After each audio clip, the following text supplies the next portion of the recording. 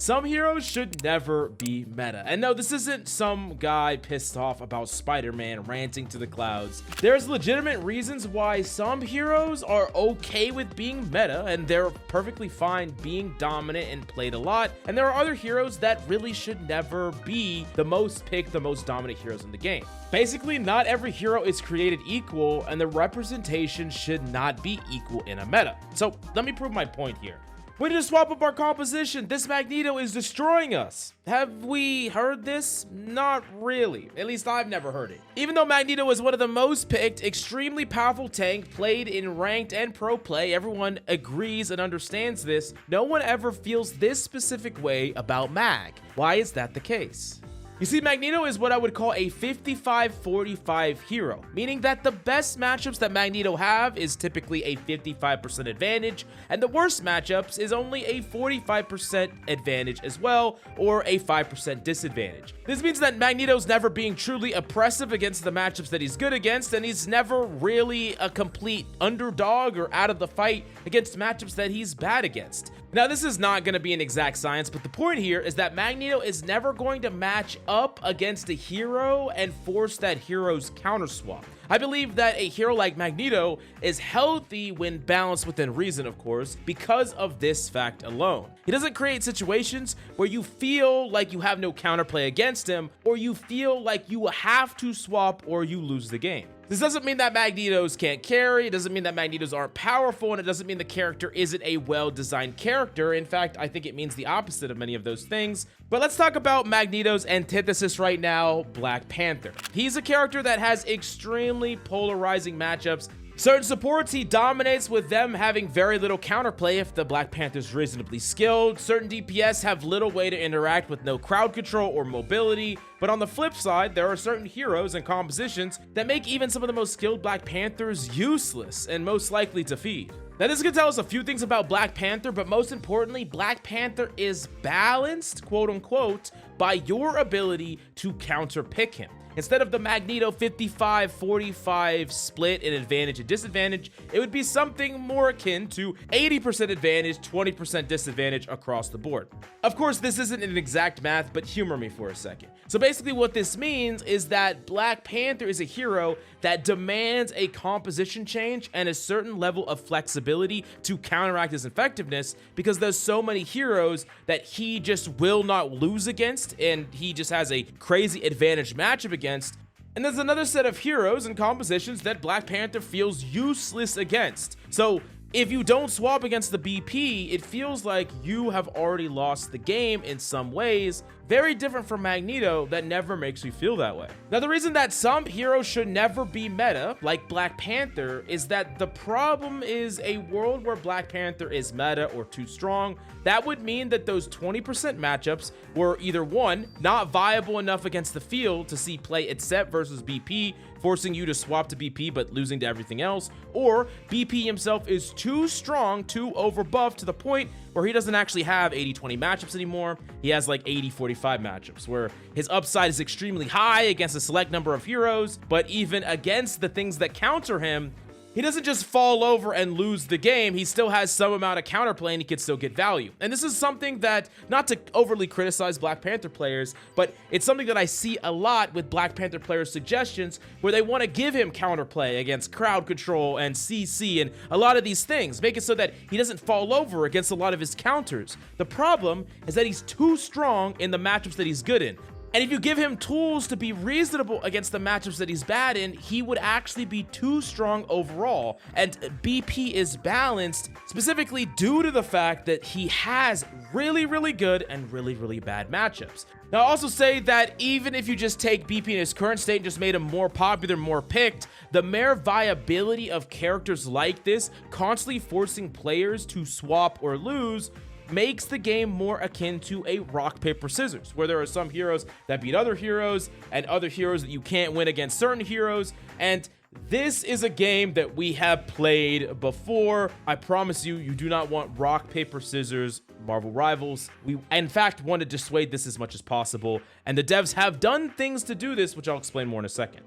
Now I'm going to talk specifically to you Panther players. You actively do not want Black Panther to become meta, and anyone who mains heroes with matchups, super polarizing matchups like this, you do not want your hero to become too strong. Because for a dev, in order for a hero to become meta, they want healthy interactions, and they want counterplay of people of all mains. The idea of a hero being the most picked, the most dominant, that has these super polarizing matchups where they basically win the game unless they're countered is something that devs do not want to allow to exist to create a healthy meta. So in a nutshell, the only way that BP will ever be played or ever should be established is in a niche way, a minor way, a not meta impacting way. You know, nothing above 10% pick rate, nothing above 5% pick rate. Smaller the better, in my opinion, for characters like this, because you making him too strong in his current state and other heroes like this is actually not an option. What would the devs do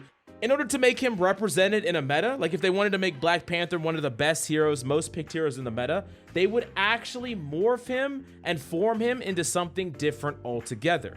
You want BP to not be countered so hard by crowd control and things like that. What they would do is they would rework him that makes it so he has counterplay against that, while also minimizing the strengths he has against many of his stronger matchups. And in doing so, they would 100% rework the character to not have polarized matchups, but in many ways, he would lose his identity. So I want you to ask yourself, BP mates, do you want a hero that is like the one you play, that is always balanced in a state of nicheness and underpowered nature, where whenever he gets too strong or too established or too picked in a meta, he's gonna get nerfed and he's always gonna get the short end of the straw and be underpowered? That is the state that you could have VP in. Or would you rather have a hero that is objectively stronger, more picked and represented, but for that hero to lose part of the identity for more objective power level and pick rate? I think most Black Panther players would rather their hero feel a bit underpowered and have some frustrating matchups, but keep the character in the state that they like him in. Because as someone who has kind of went down a road similar to this with Doomfist and Overwatch and DPS Doom, in the pursuit of trying to create a character that has more viability overall and isn't so easy to counter and isn't so niche, you can lose what you fell in love with about the character in the first place, and then all of a sudden you will never have that Black Panther experience again. You'll have a character that is called Black Panther that doesn't play like Black Panther did when you enjoyed Black Panther, but he's meta, he's played, right? But it's a different hero because he is not a polarized hero anymore. He doesn't have 80-20 matchups anymore. He has like 60-40 matchups. And then, you know, he's a completely different hero with a completely different balance kit, a completely different ability set. And that is not what most Black Panther mains would want, even if it meant Black Panther was going to be a better character, you know, in the meta.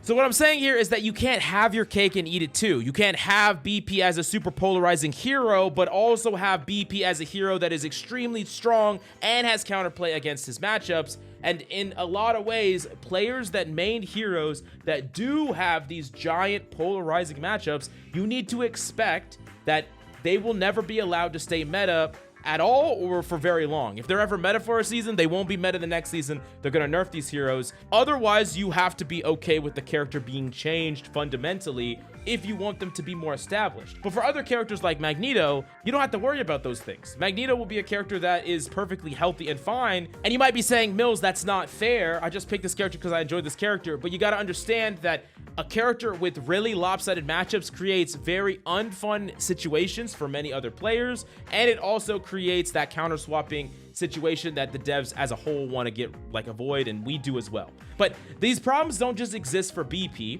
I want to give you another example here. Penny is another hero that suffers from some of these problems for different reasons. So Penny has been really strong this season, more so than previous seasons. A lot of reasons because of the team up and the buffs. But Penny is interesting because she has compositional advantage over two types of compositions, both dive and brawl. Players that have to walk into her space, she has a compositional advantage against those types, so she has an advantage against those compositions, but she's actually really poor against poke compositions. She doesn't really have great ways to interact with enemies from far away, and a lot of her value and impact comes from enemies walking into her space, so she doesn't have crazy mitigation against them. She doesn't really have great ways to deny pokes or engage in pokes. So she's really polarized against the comps themselves. She's also super extremely lopsided in the advantage that she has on defense, win rates on defense or specific strengths on defense versus offense, and she has a kit that's tailored around that. Now, in some ways, she is both held back and enabled by these weaknesses. So because Penny has these weaknesses, weak against poke, weak against offense and taking space, she could still do it by being pretty tricky, but she's not as good at it as other tanks are. She doesn't have the tools to, because a lot of her tools are defensive in nature.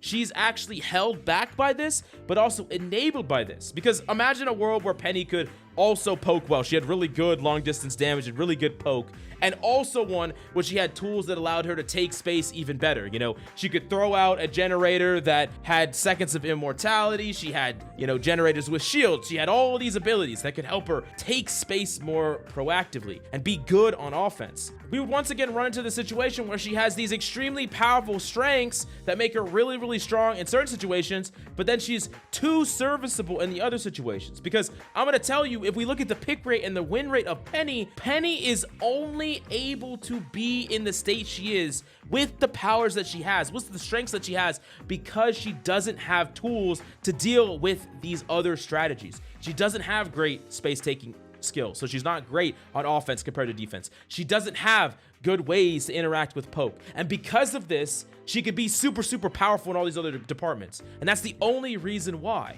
Now, in some ways, you could say that this is healthy. She has strengths and weaknesses, ways to counter her, but she's really good against certain characters. But in other ways, you might think that she once again creates more rock, paper, scissors, more force swapping, more you have to play certain things against me or you lose.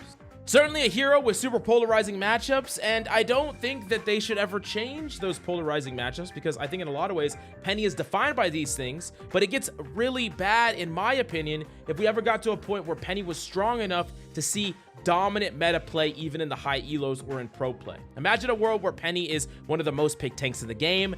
This, in my opinion, would not be that healthy. And as someone who recently did a departure into console to try to play through the ranks, and I grinded my way to Celestial on console for the first time, Penny was extremely overrepresented to the point where I think that she probably crosses that threshold right now of a character that has too many polarizing matchups, but also is generally too powerful. So even her worst matchup, she has some counterplay there. And that's crazy to think that Penny is in this state in a world where flyers are seeing so much play. So I can't even imagine the next season. Now, speaking of flyers and anti-flyers follow a similar pattern where they can create strong matchup polarization. By the way, take a shot for every time I said polarization in this video.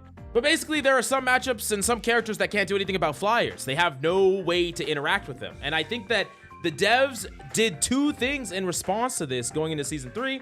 They nerfed flyers. They nerfed Ultron, they nerfed Iron Man, they nerfed them both. And that's pretty substantial to nerf these flyers, and even Human Torch did get some nerfs as well. So nerfing flyers in that way, bringing them down in power level. That's one thing they did, because they understand that flyers are polarizing. Maybe not to the extremes of characters like Black Panther or the compositional extremes of characters like Penny, but still extremes, so they're nerfing it. And what are they doing? They're adding tools to level the matchup. Squirrel Girl has a homing missile. The thing can now jump into the air and ground people. The idea here is that they are giving certain characters tools to level that matchup, and when they can, they're always trying to find ways to make it so every person feels like they can interact in a reasonable way. Now, I understand this is a complex web of some opinions about what hero should or shouldn't be in the meta, and not everyone's going to agree, but if you disagree, let me know in the comments down below. How do you feel about my opinions and why? But definitely smash the like, subscribe if you enjoy the content, and check me out on Twitch if you want to continue the conversation in the links down below, and I'll see you next time.